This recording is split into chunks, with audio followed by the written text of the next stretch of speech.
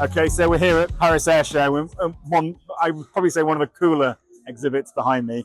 Delighted to be joined by Julien Montousse, who's the President of Innovation and Design, or Design and Innovation, whatever, but at Archer Aviation. Exactly. And you designed this thing behind us. Yep. Okay, amazing craft. So thank you. We just talked about the kind of design ethic that went into it. Just talk to us about why it's important that this looks like the future, because it really does look like the future, doesn't it? So the idea is to really build and design a product that is inspiring people.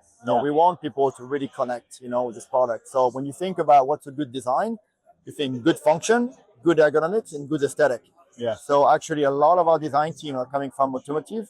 Designing could be a Porsche, could be a great Aston Martin. There's an emotional value in connecting with a sports car, for example. Yeah. And that product reflects who you are, the customer. Why isn't it the same in aerospace? Those products will carry 4 people, potentially 2 to 4. So the relationship is not the typical commodity transport. Yeah. It's something that is much closer, and therefore there is a value in building something more emotional versus mathematical. There's also like a trust element to it, I think, isn't there? The humans want to trust new stuff, especially if you're going in the air, and Absolutely. You're not too sure about it. I mean, it looks solid. It looks like it will fly. Yes. But also, you want to feel like you're in something a bit science fiction-y, a bit. You're in the future. You definitely want it to look advanced. Yeah. And you want it to look, we call this confidence.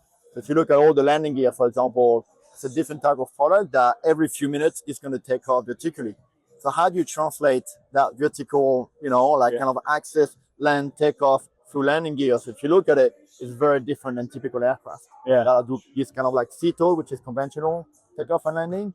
This is a different animal. This can do both, but this could do both. Yeah. It's certifying for both. Yeah. Exactly. Yeah. CTOL and VTOL. Yeah. It's one thing wanting to look a certain way, but at the end of the day, it's got to work, and the mechanics, you're going to come up with problems, even if you want it to look a certain way. I know how much do you compromise on the look and feel if there's a mechanical challenge, or is it a question of let's find a way of getting over the mechanical challenge, because it has to look this way? Yes, I think we're trying. All the requirements related to safety, you can't compromise. You have to be extremely safe. But when we talk about lighting, for example, like lighting signature, for example, why would you not bring a vertical identity to the aircraft? Until now, it doesn't exist. Yeah. In a car, you look in your rearview mirror, you know what kind of car it is. So for engineering perspective, of course, it's adding a little bit more weight. But is it, why would you not put a real identity on the front? In order to build brand equity. Like a Rolls Royce. It's very important. Everyone knows a Rolls Royce, everyone knows a BMW. Yeah. So those are the kind of at the beginning hard conversation, about yes, it's going to cost you some payload, but from the customer now, there is a pride, in connecting with a product that has an identity. Yeah. So you can see the outside. Absolutely. There's a door open, so we can go and look at the inside. Absolutely.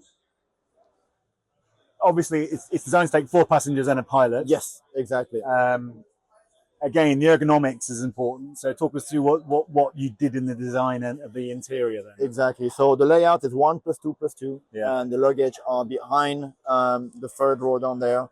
The pilot seat kind of move about 10 inches rearwards. He gets in first, then move back, give plenty of space for the passengers to go and sit into it. What's really important and what we're really proud is that the H point is basically your hip point. Is really low, about 21, 22 inches high, which allows you to basically move your body directly onto the seat. If this H point compared to other lightweight aircraft, that H point is about 4 or 5 inches higher, to enable the 10 inches of stroke, for the landing gear before hitting the fuselage. Yeah. So if you drive this much higher, it's so much more difficult to get in and out. Okay.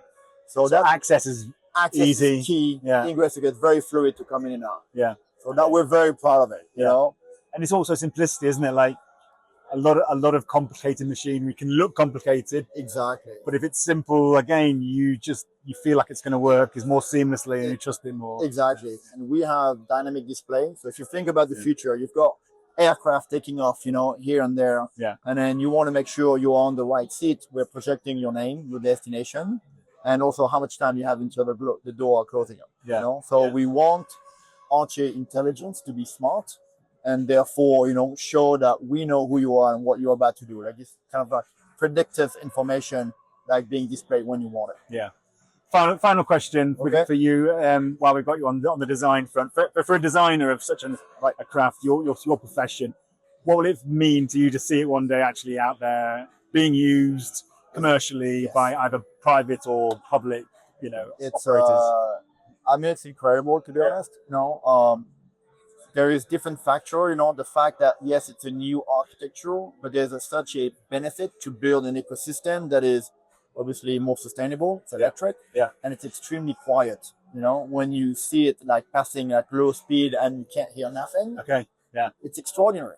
Your mind. You'll have felt that because you've seen the test flights. And yet literally is the silent. customer is going to see it very soon. Yeah.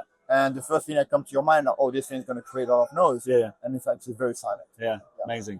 Yeah. Okay, look, Julien, thanks for that. It is a stunning looking thing, and who knows, one day we'll see millions of them out there. It will happen. Yeah, it will happen. I'm sure it will. Yeah, Cheers. absolutely. Thanks. Yeah.